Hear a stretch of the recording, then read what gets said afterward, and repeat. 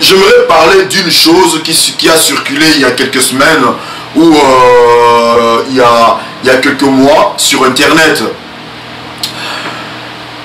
Vous savez, bien aimé, Dieu a donné la recommandation au prophète Branham d'emmagasiner la parole. Et très souvent, quand le prophète Branham prêche, il dit que beaucoup écouteront cette bande. Ces bandes que j'enregistre ira partout dans le monde entier. C'est pour cela que je prends un peu du temps. Je fais des longues prédications. Parce que cela ira très très loin. Et aujourd'hui, nous les exodes, tels que je suis là, votre pasteur, si le prophète n'avait pas, William Marion Branham n'avait pas bien sûr obéi à cette recommandation, on ne serait pas là. La parole n'arriverait pas jusqu'à moi, jusqu'à vous. Aujourd'hui, si le Congo, je crois bien sûr, est le premier pays où le message a eu l'ampleur dépassant même les États-Unis. Le Congo est le pays où le Congo a donné naissance à beaucoup de prédicateurs du message. Et quand je regarde aux États-Unis, dans l'église, l'Assemblée chrétienne de Charlotte, il y a la Pentecôte. À Dallas, chez Papi Loussa, le pasteur, il y a la Pentecôte. Dans l'église des Noirs, dans l'église des Congolais. Mais pourquoi est-ce qu'il y a eu ça? Parce que le prophète William Marion Branham, il a obéi. La Bible dit l'obéissance vaut mieux que le sacrifice. Le prophète Branham a obéi. Et voici qu'aujourd'hui, toi qui me suis, tu peux écouter la parole. Aujourd'hui, nous avons des grands hommes comme le pasteur Barouti. À travers ce message, à cause de ce... Donc, c'est parce que ce message a été emmagasiné. Regardez ce que Dieu fait à travers lui. Des prodiges, des miracles, des choses que avions entendu Jésus faire. Des choses que avions-nous entendu Branham faire. C'était des histoires. Mais à travers le ministère de Barouti, nous voyons des merveilles. Et pas seulement des Barouti, de pasteur Barouti avec tout le respect, mais à travers toi, à travers moi, Dieu est en train d'agir. Pourquoi? Parce que le message a été emmagasiné.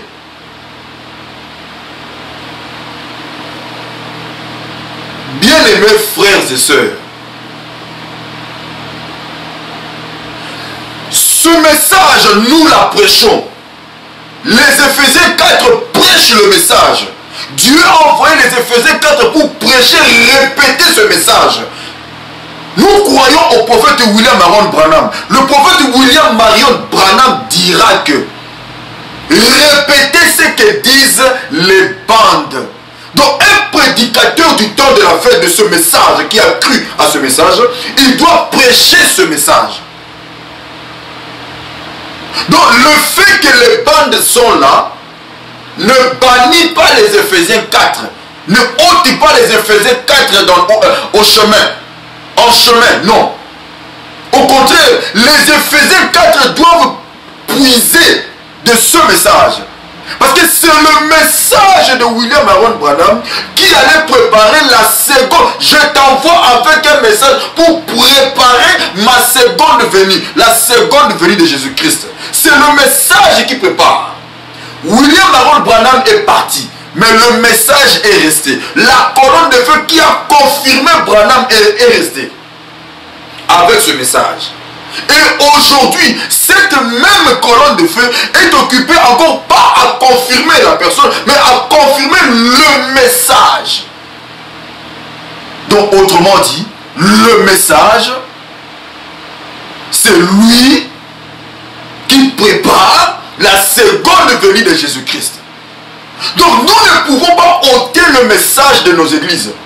Nous ne pouvons pas enlever le message de nos églises.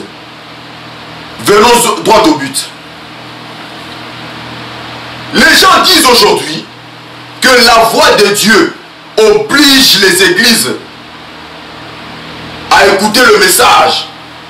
Laisser l'église, ou comment dirais-je, la chair à Branham. C'est ce que les gens disent. Mais ce n'est pas comme ça que moi je comprends la chose. Non, pas du tout. Moi j'ai été buté à une situation où je parlais à un pasteur ici à Bruxelles. Là où j'étais. Je dis au pasteur, mais pourquoi est-ce que même les mercredis, comme nous avons ce culte le mercredi 3 fois la semaine, pourquoi est-ce que le mercredi on n'écoute même pas le message? On n'a jamais écouté le message. Le pasteur me dira que le message, quand nous mettons des bandes dans l'église, ça apporte des problèmes. Le message apportait des problèmes dans l'église si on mettait une bande. Alors là, j'étais scandalisé. J'étais scandalisé. Bon, devant un pasteur, toi tu vas faire quoi? Toi, une brebis. On ne dit pas qu'on doit laisser la chair à Branham. Mais de temps à autre, on peut aussi écouter le message. Les gens viennent. C'est vrai que nous écoutons le message, les bandes dans nos maisons. Ça, il n'y a pas de problème. Mais pourquoi ne pas aussi, un jour de la semaine, on écoute la bande? Une bande qui est écoutée par certaines personnes réunies, la colonne de feu descend sur la radio. Qui ne connaît pas ce genre de témoignages? Hein? Qui ne connaît pas ce genre de témoignages? C'est dans le message qu'il y a la puissance de la résurrection. C'est dans le message qu'il y a le baptême du Saint-Esprit. C'est dans le message qu'il y a le pardon du péché.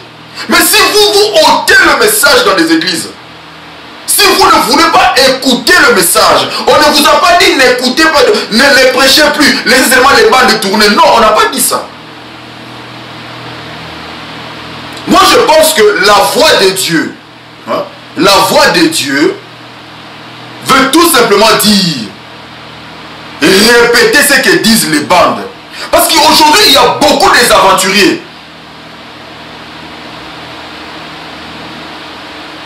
Le nicolaïsme est entré dans le message. Les pasteurs, les prédicateurs, les Éphésiens 4 sont occupés à inculquer les gens leurs pensées par rapport au message. Mais qu'est-ce que ta pensée a à voir avec le message? Pourquoi est-ce que la voix de Dieu insiste qu'on écoute les messages dans nos églises? Parce qu'ils estiment que les enfants de Dieu commencent à écouter les bêtises de leur pasteur, qui n'est pas le message.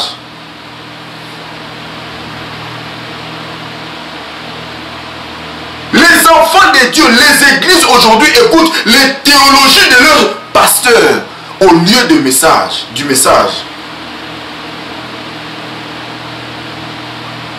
Moi je crois que la voix de Dieu, Joseph Branham, il a un travail à faire. Il a un travail à faire. Et c'est son travail, c'est le dispatching. Du moins ce qu'on a aujourd'hui. Dieu peut faire de grandes choses plus tard, s'il tarde de venir avec cet homme. On ne sait jamais. Mais pour l'instant, si on pouvait avoir au moins de la révérence, le prophète Branham me dit, si vous m'aimez, aimez mes enfants, considérez mes enfants. Comment peux-tu dire que tu aimes Dieu si tu n'aimes pas ton frère, qui est son fils, sa fille aussi, ta soeur? Bien-aimés dans le Seigneur, ne combattons pas Joseph Branham. Au contraire, soutenons-le. Moi, je ne crois pas que le prophète Joseph Branham a dit bannis les prédicateurs les Éphésiens 4. Non, il n'a pas dit ça. Il a juste dit, ramenons le prophète dans nos églises. Quand toi tu as commencé dans ton église, mais Joseph Branham n'était pas là. Là où tu as eu l'inspiration, quand Dieu t'a parlé, Joseph Branham n'était pas là. Joseph Branham, il n'est pas là pour surveiller ton église. Il n'est pas le surveillant de ton église, non. C'est toi qui as commencé ton église. Sois-en sûr que tu es conduit par le Saint-Esprit. Mais quand les gens à l'extérieur voient les fruits qui est manifesté par les gens de ton église, c'est là que certaines personnes entrent en scène. Ce n'est pas ta personne à toi. Mais nous sommes tenus, les Éphésiens 4, de prendre soin au peuple de Dieu. Nous ne pouvons pas rester comme ça et voir les enfants de Dieu en train de mourir. Non, impossible. Nous ne pouvons pas. Et Joseph Branham, lui qui fait ce travail de traduire le message, de créer des sites internet, de créer, de transformer ou de transcoder le message dans plusieurs formats. Ce grand travail qu'il fait, mais il doit être sûr que la reproduction, même le produit qui est fait, donne le fruit digne de cela quand les gens l'écoutent, quand les gens reçoivent cela. Mais quand il y a les échos, les témoignages qui viennent, aujourd'hui rien n'est caché, tout est aux yeux de tout le monde. L'internet est là. L'internet est là. Nous voyons tout ce qui se passe. Mais la voix de Dieu reste le canal sûr pour avoir une bonne traduction de ce message. Et dans nos églises, écoutons aussi le message. Écoutons, apprenons à écouter le message. Ce n'est pas comme ce pasteur-là m'avait dit, écouter les bandes à l'église amène des problèmes. Non, ça c'est faux, ça c'est démoniaque, c'est satanique. Et ça Kindoki. Il n'y a pas un autre mot à dire, c'est la sorcellerie ça. Toi tu prêches le message. Mais quelle différence il y a entre le message que tu prêches et si tu mettais la bande? Parce que si tu mets la bande, ce message-là, ça change, ça devient autre chose, problématique. Mais c'est que quand toi tu lis, tu prends les brochures, tu lis, tu fais quoi? Le message ne retentit pas. Pour dire que non, quand tu mettras la bande et que la voix du prophète, eh bien, il n'y a pas de problème. Mais c'est normal que la voix du prophète, en mettant la bande, eh bien, il n'y a pas de problème. C'est normal que ça doit apporter des problèmes. Parce que ce que toi tu dis, ce n'est pas la vérité. Une grande église comme l'église de Barouti, Kassongo. Je pense même les églises des pasteurs Vibidi là. Ils écoutent la bande. Bachaka bande. À la fin de l'année, quand ils font leur rapport, il y a tel prédicateur a prêché, il a prêché autant de fois.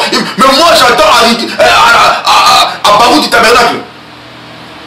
Branham comme prédicateur, il a prêché aussi autant de fois dans l'année. Et bon, église, une petite église comme ça, tu dirais que ça amène des problèmes. Mais c'est normal. Parce que les gens écouteront eux-mêmes la traduction de ce que le prophète Branham dit. Et toi, tu ne veux pas parce que toi, tu as inculqué les gens ce qui est dans ta pensée. Mais c'est ce que tu fais. Et tu ne veux pas qu'on en parle. Moi, j'ai entendu le pasteur Arthur Moussaka avec mon bien-aimé frère, mon ami, mon collègue dans le média, le frère Théo de Gospel Cross, que je salue en passant, que j'aime beaucoup aussi. Ils étaient en réunion. Ils étaient tous d'accord. Mais quand chacun est rentré chez lui, il y a un pasteur de Bruxelles. Bruxelles, Bandoki, Maoua. Nous mourrons ici à Bruxelles. Un pasteur de Bruxelles écrit à la voix de Dieu: oh non, naï, non, je ne ferai pas ça, donc je ne veux pas, donc ces choses-là d'écouter les bandes à l'église, patati patata. Vous vous rendez compte? Vous étiez là ensemble, devant tout le monde, mais il faut montrer ses couleurs. Hein? Tu es un lâche. Je ne sais pas qui tu es, quel genre de pasteur tu es, je ne sais pas qui tu es, mais je te dis, tu es un lâche. tu es un lâche. Devant les autres, tu ne peux pas montrer tes couleurs. Hein? C'est comme Judas. Hein? Pour vendre Jésus, il fallait qu'il se cache. Que personne ne sache. Hein? Tu es un lâche. Hein? Par un baiser, hein? Tu vends le Fils de Dieu. Tu es un lâche. Hein? Montre-toi au grand jour. Au moins qu'on sache que non, tu es comme ça. Hein? C'est le recensement maintenant là. Hein? Chacun doit rentrer chez lui. Hein? Pour s'enregistrer. Mais toi tu vas t'enregistrer où? Chauve-souris. Hein? Tu n'es ni souris, ni oiseau, ni qui que ce soit. Mais qui tu es?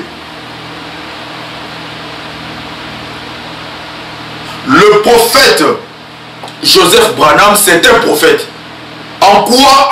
Je ne sais pas. C'est un prophète. Le prophète Branham a dit. Répétez ce que disent les bandes. Mais aujourd'hui, il demande juste à ce que nous puissions aussi dans nos églises écouter le prophète, les bandes. Et que nous puissions avoir le temps de temps en temps d'écouter les bandes. Et que nous, les prédicateurs, nous puissions répéter ce que le prophète Branham a dit. C'est ça la répétition des bandes. C'était juste pour contribuer à ce que Gospel Cross, pour l'émission qu'il a fait, l'intervention qu'il a fait avec le pasteur Arthur Mosaka. C'est un ancien. Donc que Dieu le bénisse là où il est. Le pasteur Arthur Mosaka, c'est mon papa. Quand je dis que c'est mon papa, il sait pourquoi. Ouais, je l'ai là. Même s'il fait quoi dans la vie, il est là dans mon cœur. Donc, il a fait des choses pendant que j'étais par terre. Aucun homme, les gens que j'ai aidés, les gens que j'ai soutenus, personne. Mais lui, le pasteur Arthur Mosaka, attention avec cet homme-là, c'est un bon.